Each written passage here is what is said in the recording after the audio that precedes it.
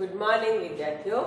Computer વિશે ધોરણ 11 વિદ્યાર્થીઓ, આપણે ધોરણ 11 માં ચેપ્ટર નંબર 9 શરૂ કર્યું હતું, જે ડેટાબેઝ મેનેજમેન્ટ સિસ્ટમની શરૂઆત છે, જેને DBMS તરીકે ઓળખવામાં આવે છે. ઘણું સરસ આ ચેપ્ટર છે. ટોપિક પણ ઘણો સરસ છે.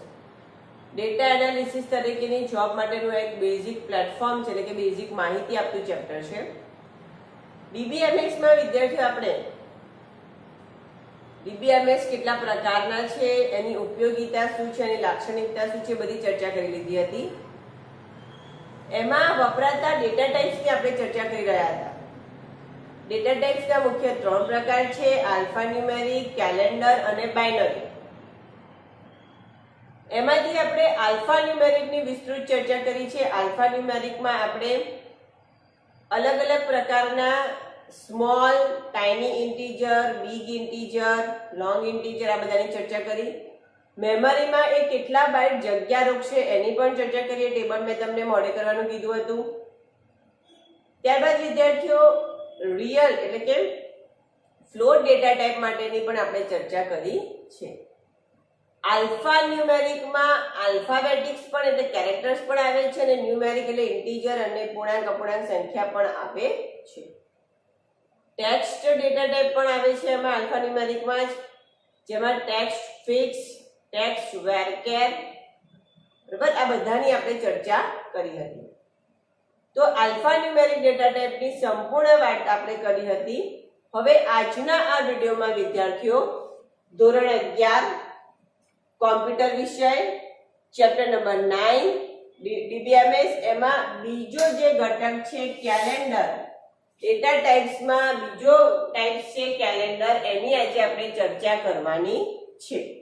બરાબર, calendar data type CALENDAR, calendar data types. હવે કેલેન્ડર ડેટા ટાઈપ્સ ક્યારે મહત્વનું બને છે?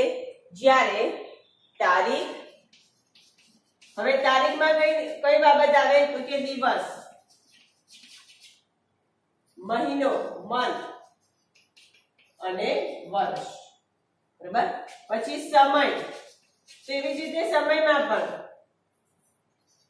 કલાક, મિનિટ, સેકન્ડ, મિલી સેકન્ડ પણ કહી શકાય, સેકન્ડ. બરાબર, તો જ્યારે તારીખ અને સમયને લગતી માહિતી આપણે આપવી હોય, તારીખ અને સમયના અનુસંધાન વાળી માહિતી બેઝ સોફ્ટવેર, આપણું સોફ્ટવેર તો ખબર છે ને? હા, બેઝ સોફ્ટવેરમાં આપવી હોય ત્યારે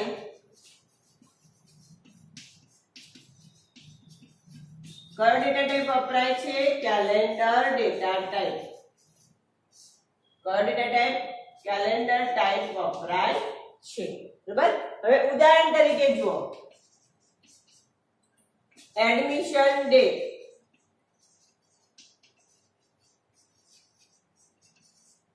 બરાબર, એક્ઝામ ડેટ એન્ડ ટાઈમ. ખ્યાલ આવે છે? બરાબર, તો આ રીતની માહિતી આપણે લખવી હોય, આ રીતના ખાના પડવાય ટેબલમાં. બરાબર, ટેબલ આપણે બનાવ્યું છે, એમાં roll number, name, birth date, admission date એવું બધું લખતા હોઈએ છે. તો એ રીતની માહિતી મેળવવી હોય ત્યારે કયો ડેટા ટાઈપ વપરાશે? કેલેન્ડર. બરાબર, ઉદાહરણ તરીકે બર્થ ડેટ, હજુ બીજું ઉદાહરણ લખી દઈએ, બર્થ ડેટ. તો એમાં પણ ડેટ એન્ડ ટાઈમની જરૂર પડશે. બરાબર, તો આ રીતની માહિતી, આ રીતના ખાના બનાવવા હોય ત્યારે આપણે કયો ડેટા ટાઈપ વપરાય છે? Calendar data type. હવે કેલેન્ડર ડેટા ટાઈપમાં 3 એટ્રીબ્યુટ છે, એટલે 3 સબ વિભાગ છે. જેમ ઇન્ટીજરમાં સ્મોલ ઇન્ટીજર, બિગ ઇન્ટીજર હતા ને, એવી રીતે આમાં પણ છે. પહેલું ડેટા ટાઈપ આવે છે ડેટ. સબ ઓપ્શન કયું આવે છે? ડેટ. શેના માટે? તારીખ દર્શાવવા માટે. સિમ્પલ. બરાબર, જે મંથ, ડે અને યર ની ઇન્ફોર્મેશન આપે છે. મંથ, ડેટ અને યર ની ઇન્ફોર્મેશન આપે છે. બીજો સબ ડેટા ટાઈપ છે ટાઈમ, જે અવર્સ, મિનિટ્સ અને સેકન્ડની માહિતી આપે છે. HR એટલે અવર્સ. બરાબર, જે અવર્સ, મિનિટ્સ અને સેકન્ડની માહિતી આપે છે. ત્રીજું જે છે અગત્યનું છે તમારી માટે, નવો શબ્દ છે time step. Third one is time step. એ શું કહે છે તો જો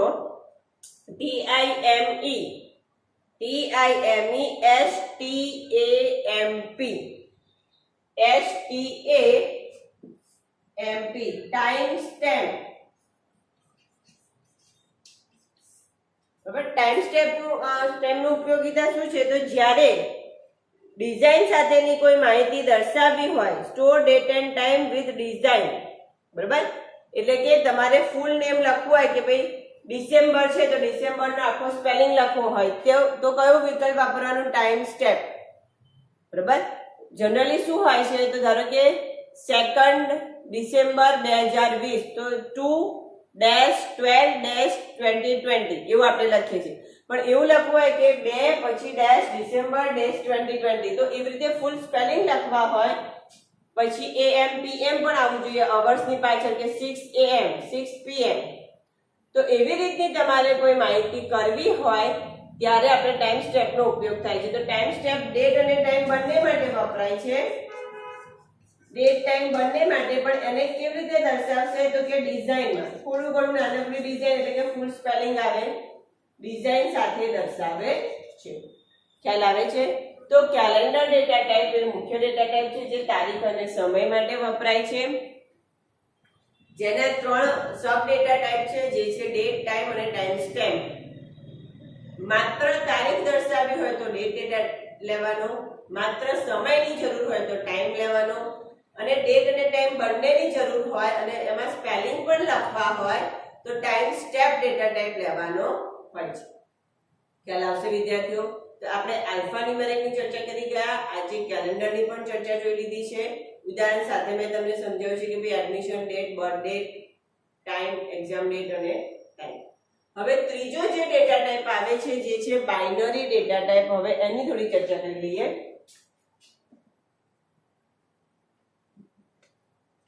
આ ખ્યાલ આવી ગયો છે ને ડેટ એન્ડ ટાઈમ માટેનું? ખાસ ધ્યાન રાખજો.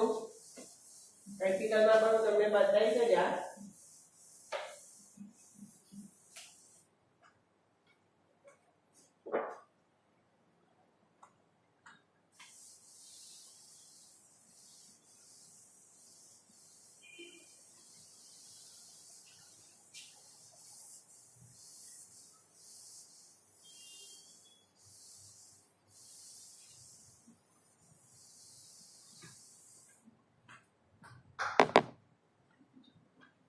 ત્રીજું છે binary data type.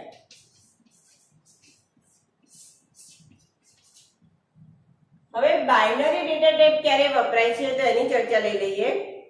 Binary data type કે જ્યારે કોઈ માહિતી 0 એટલે કે 0 અથવા 1 ના ફોર્મમાં સંગ્રહ કરાવી હોય ત્યારે વપરાય છે. આ સિવાય ડિજિટલ ચિત્રો અને ધ્વનિના ફોર્મેટમાં કોઈ માહિતી સાચવવી હોય ત્યારે પણ આ ડેટા ટાઈપ વપરાય છે. બેઝ સોફ્ટવેરમાં MP3 જેવી ફાઇલ પણ સાચવી શકાય છે. ખ્યાલ આવે છે? તો બાઇનરી ડેટા ટાઈપ ક્યારે વપરાય છે? ચિત્રો કે ધ્વનિ સ્વરૂપ ફાઇલ હોય ત્યારે, ધ્વનિ સ્વરૂપ માહિતી 0 કે 1 સ્વરૂપ માહિતી અથવા હા કે ના સ્વરૂપ માહિતી. બરાબર.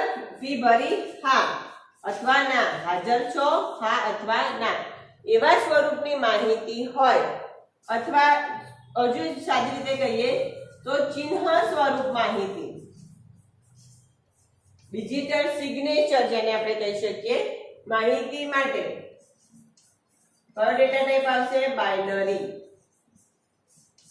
કયો ડેટા ટાઈપ વપરાય છે? Binary data type. બરાબર. હવે જેમાં MP3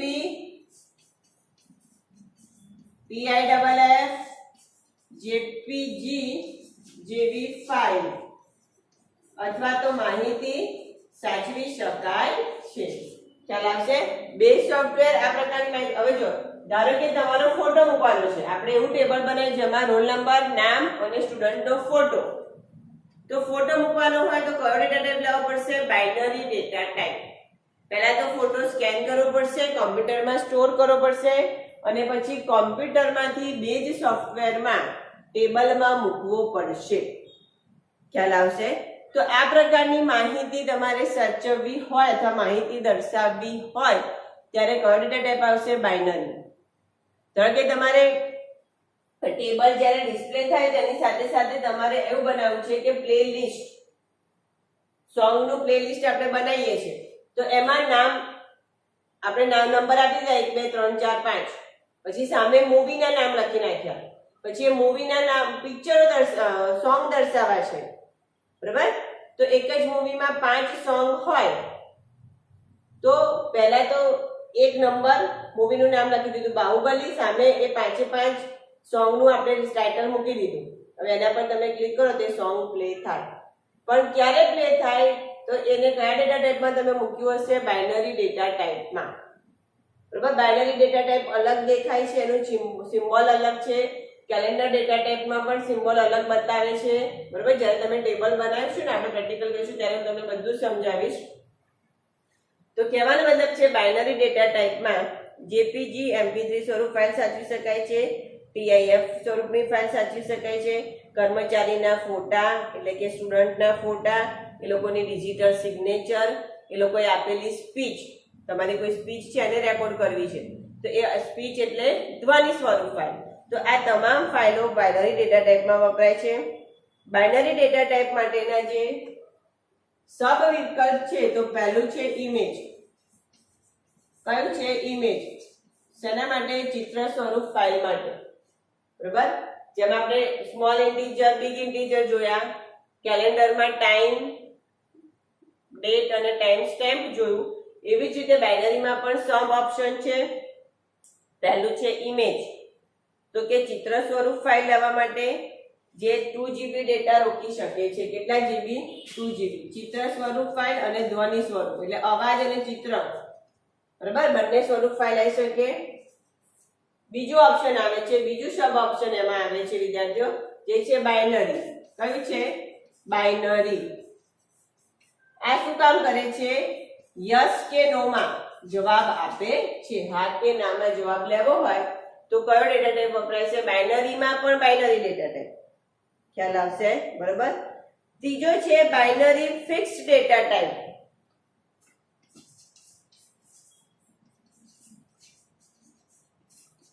binary fixed data type આ મેમરીમાં 2 GB જગ્યા રોકશે.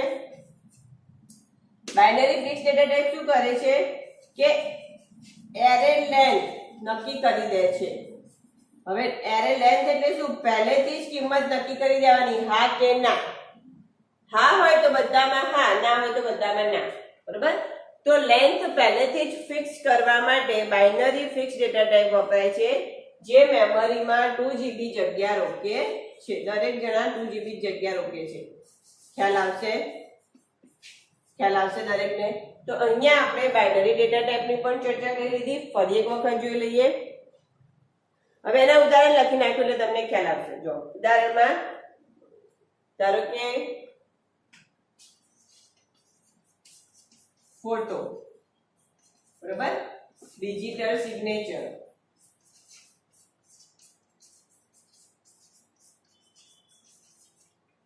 એટેન્ડન્સ, હા કે ના, બરાબર, એટેન્ડન્સ. ખ્યાલ આવે છે? તો આ બધી જ બાબતો તમે બાઇનરી ડેટા ટાઈપમાં મૂકી શકો છો. આ ઉપરાંત તમારી સ્પીચ, બરાબર, તમારી speech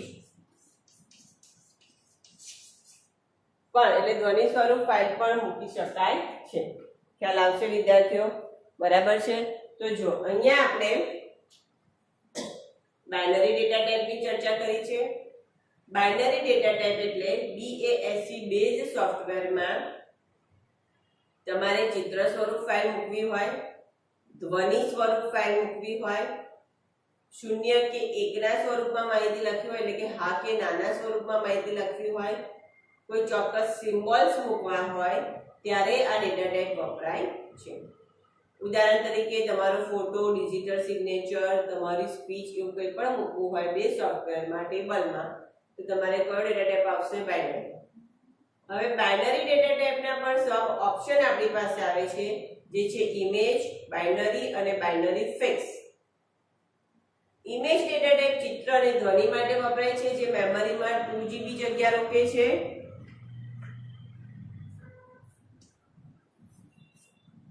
binary data type yes કે નો માં જે એરેની લેન્થ ફિક્સ કરી દે, ફિક્સ નથી કરતું, તમે આપો એટલી માહિતી લે છે. એ પણ મેમરીમાં 2GB જગ્યા રોકે છે. બાઇનરી ફિક્સ ડેટા ટાઈપ જે એરેની લેન્થ નક્કી કરી દે છે અગાઉથી, એ પણ મેમરીમાં 2GB જગ્યા રોકે છે. ખ્યાલ આવશે? તો અહીંયા આપણે બેઝ સોફ્ટવેરના 3 મુખ્ય ડેટા ટાઈપની ચર્ચા કરી. આલ્ફા ન્યુમેરિક, કેલેન્ડર અને બાઇનરી. આલ્ફા ન્યુમેરિકમાં શું આવશે? એક વાર રિવિઝન કરાવી દઉં. કેરેક્ટર્સ અને નંબર્સ. નંબર્સમાં પૂર્ણાંક, અપૂર્ણાંક બધું જ આવી જશે. આમાં શું આવશે? ડેટ અને ટાઈમ. બરાબર. આનાથી કોઈ અલગ પ્રકારની માહિતી તો ના હોય. તમે ક્યારે કોઈ પણ ઇન્ફોર્મેશન મેળવો છો તો આટલા જ ડેટા ટાઈપ તો એનાથી વિશેષ ના હોય. બરાબર. ધારો કે ઉદાહરણ તરીકે આપણે મોબાઈલની ચર્ચા કરી હતી. બરાબર કે ભાઈ મોબાઈલ ફોન, તમારી એન્ટિટી શું થશે? મોબાઈલ. હવે એની ગુણધર્મ આપણે લઈ લઈએ તો કે કઈ કંપનીનો મોબાઈલ છે એટલે કે કંપનીનું નામ, મોડેલ નંબર, પ્રાઇસ, કલર, એનો ફોટો. તો કંપનીનું નામ તો શું આવશે? Alphanumeric data type. Model number એમાં પણ શું આવશે? Alphanumeric data type. પ્રાઇસ એમાં પણ શું આવશે? Alphanumeric data types. પછી એનો ફોટો તો શું આવશે? Binary data types. Launching date ક્યારે આવ્યો, લોન્ચ ક્યારે થયો તો એ શું આવશે? Calendar data type. ખ્યાલ આવશે? બરાબર. અથવા પરચેસ ડેટ, એ તારીખે તમે ખરીદ્યો. તો આ રીતે કોઈ પણ વસ્તુના ગુણધર્મો પરના અથવા કિંમતો પરના ડેટા ટાઈપ આ મુખ્ય 3 ડેટા ટાઈપમાં આવી જ જાય છે. બેઝ સોફ્ટવેર આ 3 મુખ્ય ડેટા ટાઈપ અને એના સબ વિકલ્પોને સપોર્ટ કરે છે. ખ્યાલ આવશે? બરાબર છે. ત્યારબાદ વિદ્યાર્થી આપણે ચર્ચા છે ડેટા ટાઈપ પછી કે બેઝ સોફ્ટવેરમાં કેવી રીતે કામ કરવું. બરાબર. બેઝ સોફ્ટવેરમાં કેવી રીતે કામ કરવું એની ચર્ચા છે. તો આપણે થોડી એ જોઈ લઈએ. તમને પ્રેક્ટિકલ તો બતાવવાની જ છું, પણ એ સિવાય થિયોરિકલ જે આના પ્રશ્નો છે એ જોઈ લઈએ કે બેઝ સોફ્ટવેરમાં વિન્ડોના ભાગ, એનું ડિસ્ક્રિપ્શન.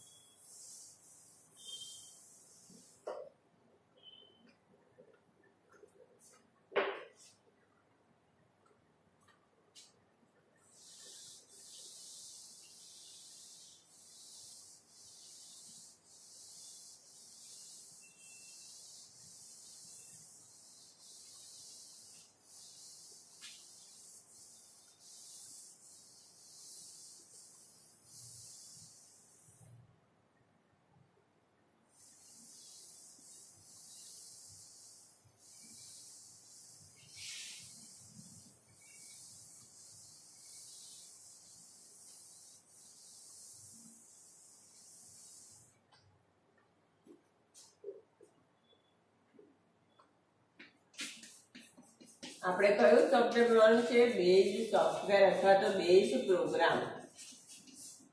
બરાબર. કોના દ્વારા મળેલો છે? તો કે ઓપન ઓફિસ ORG દ્વારા.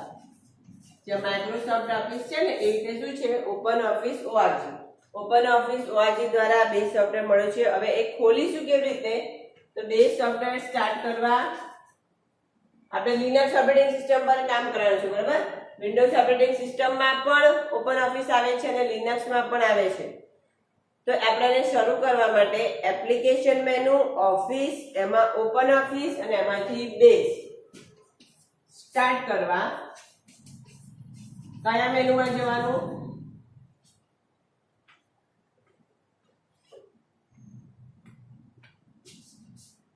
એપ્લિકેશન મેનુ, એમાંથી શેમાં જવાનું? ઓફિસ. ઓફિસમાંથી પણ શેમાં જવાનું? Open office. org. અને એમાંથી ક્યાં ક્લિક કરવાની? બેઝ પર ક્લિક કરી. બરાબર, આપણે સ્ટેપ લખી નાખ્યા જેનાથી base software, base program open થશે, શરૂ થશે. ખ્યાલ આવશે? કોઈ પણ પ્રોગ્રામ આપણે ખોલીએ છીએ તો એનું પહેલું શું આવી જાય? વિન્ડો. બેઝ સોફ્ટવેરનો વિન્ડો આવે. તો આપણે હવે વિન્ડો ડિસ્ક્રિપ્શનની 1 by 1 ચર્ચા કરીએ. હવે જેવું તમે બેઝ સોફ્ટવેર ખોલશો એટલે પહેલું સ્ટેપ આવશે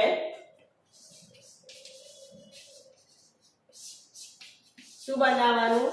ડેટાબેઝ ક્રિએટ. હંમેશા જે આપણે શું કરતા હતા જનરલી અત્યાર સુધી કે પહેલા ફાઇલમાં માહિતી લખીને પછી ફાઇલ સેવ કરતા હતા, પણ બેઝ સોફ્ટવેરમાં શું હશે? હંમેશા પહેલા નામ પૂછશે.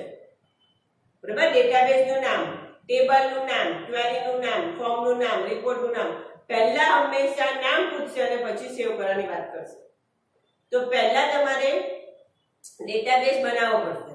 બરાબર, અત્યાર સુધી આપણે શું કહેતા હતા? વર્ડની ફાઇલ, એક્સેલની ફાઇલ, પાવરપોઈન્ટનું પ્રેઝન્ટેશન. પણ હવે આપણે શું શબ્દ બોલીશું? ડેટાબેઝ. ડેટાબેઝ ફાઇલ બની ગઈ છે એવું. બરાબર, તો પહેલું સ્ટેપ શું મળે છે આપણને? Database file. તો મેં ડેટાબેઝ ફાઇલનું નામ આપી દીધું છે સ્ટુડન્ટ. ડેટાબેઝનું નામ મેં શું આપી દીધું છે? સ્ટુડન્ટ. શું નેમ આપી દીધું મેં? સ્ટુડન્ટ. બરાબર, આગળ. અથવા પછી બીજું સ્ટેપ શું આવશે? Save and proceed. આ પહેલું સ્ટેપ, નામ પૂછી દીધું ડેટાબેઝનું. બીજું, ડેટાબેઝને શું કરશે? Save and proceed. એટલે આગળ એના પછી જે પણ પ્રોસીજર થવાની હોય એ પ્રોસીડ. ખ્યાલ આવશે? બરાબર, પહેલા ડેટાબેઝનું નામ આપી દો અને પછી ડેટાબેઝને સેવ કરો. હવે જ્યારે પણ તમે ડેટાબેઝનું નામ આપો છો ત્યારે આપણે કયો વિકલ્પ લેવાનો છે? Create new database. નવું બનાવવાનું છે એટલા માટે હંમેશા કયો વિકલ્પ યાદ રાખવાનો? Create new database. બરાબર, પ્રેક્ટિકલમાં બતાવીશ પણ થિયોરિકલમાં થોડી ચર્ચા કરીએ. Create new database. ખ્યાલ આવ્યો? ફાઇલ બની ગઈ, ડેટાબેઝ બની ગયો. હવે એમાં આપણે શું બનાવતા શીખવાનું છે? ટેબલ. શું શીખવાનું છે? ટેબલ. પછી ટેબલ પરથી શું બનાવીશું? ક્વેરી. ક્વેરી પરથી રિપોર્ટ અને ફોર્મ. એ બધા બાકીના ઓબ્જેક્ટ ભણવાના છે. બરાબર, ખ્યાલ આવશે? જો ડેટાબેઝ તમારો સાદો હોય એટલે કે ઓફલાઈન હોય, બરાબર, તો તમારે એને શેમાં સેવ કરવાનો? લોકલ સર્વરમાં, જે તમારા જ કોમ્પ્યુટરમાં. પણ જો ઓનલાઈન બનાવવો હોય તો તમારે એને સર્વર નેમ આપવું પડે, જેને રિમોટ લોગિન પણ કહી શકાય. સર્વર નેમ ખાસ આપવું પડશે કે તમારે કઈ વેબસાઇટ ઉપર અથવા તો કયા સર્વરમાં કઈ જગ્યાએ આ ટેબલ અથવા ડેટાબેઝ સ્ટોર કરવું છે. ખ્યાલ આવશે? ખ્યાલ આવશે દરેકને? બરોબર, તો અહીંયા તમે આ રીતે ઓનલાઈન કે ઓફલાઈન ડેટાબેઝ પણ કરી શકો છો. ઓફલાઈનમાં જ આપણે કામ કરવાનું છે, લોકલ સર્વરમાં જ. તમારા ઘરે જે કમ્પ્યુટર હોય અથવા ઓફિસમાં કે લેપટોપમાં, ઇવન મોબાઈલમાં પણ તમે ડેટાબેઝ બનાવી શકો છો. બરાબર, ઓફિસ સોફ્ટવેર તમે ડાઉનલોડ કરો એમાં બધું જ આવશે. વર્ડ, એક્સેલ, પાવરપોઈન્ટ, આ ડેટાબેઝના સોફ્ટવેર બધું જ આવી જાય છે. તમારી પાસે જે મોબાઈલ છે એમાં આ ફેસિલિટી છે જ, ઓફિસ ફેસિલિટી. બરાબર, WPS ઓફિસ નામ સાંભળ્યું હશે, લિબ્રા ઓફિસ નામ સાંભળ્યું હશે, આ બધા મોબાઈલમાં હોય જ છે. બરાબર, તમને કોઈ PDF ફાઇલ મોકલે છે તો તમે કેવી રીતે વાંચી શકો છો? કારણ કે તમારી પાસે સોફ્ટવેર પહેલેથી હશે જ. વર્ડની ફાઇલ મોકલો છો તો તમે કેવી રીતે વાંચી શકો છો? તો કે તમારી પાસે સોફ્ટવેર પહેલેથી હશે જ. ખ્યાલ આવશે? બરાબર, તો આ રીતે તમે ડેટાબેઝ સાથે કામ કરી શકો છો. હવે આપણે નેક્સ્ટ લેક્ચરમાં જોઈશું કે ટેબલ કેવી રીતે બનાવવું, ટેબલમાં કેવી રીતે ડેટાબેઝ સિલેક્ટ કરવા. બરાબર, એ થિયરી અને પ્રેક્ટિકલ છે એટલે આપણે બંને એવી રીતે સાથે ચાલીશું. આજનો વિડીયો અહીંયા સમાપ્ત કરીએ છીએ. તમારે ચેપ્ટર નંબર 9 માં કેલેન્ડર અને બાઇનરી ડેટા ટાઈપનું વાંચન કરવાનું છે. બરાબર, ખાસ ધ્યાન રાખજો કેલેન્ડર અને બાઇનરી ડેટા ટાઈપ અને ડેટાબેઝ ક્રિએટના સ્ટેપ એક વખત વાંચી લેજો.